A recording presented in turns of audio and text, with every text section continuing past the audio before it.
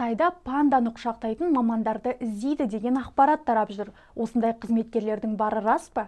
Тексеріп көрейік. Панданың күтімімен айналысатын, яғни оған тамақ беретін, орнын тазалайтын қызметкерлер бар. Бірақ панданы тек құшақтайтын мамандар жоқ. Ол өтірік ақпарат. Қызметкерлер жұмыс кезінде кішкентай пандаларды құшақтап жатады.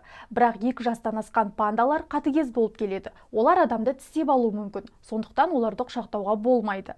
Панданы бағу қиын. Сол себепті оның күтімімен айналысатын мамандар тапшы. Қытайда сондай қызметкерлерді іздеп жүрген болса керек. Оған қоса 2019 жылы Қытай Мәскеу хайуанаттар бағына 2 алып панданы сыйға тартты. Сол кезде журналистер директор Светлана Акуловадан пандаларды құшақтайтын мамандарды жұмысқа аласыздар ма деп сұрайды. Оған басшы: мұндай мамандық жоқ, ол әзіл ғой, панданы құшақтауға болмайды. Панда үлкен тісі мен тырнағы бар жабайы жануар деп жауап берді.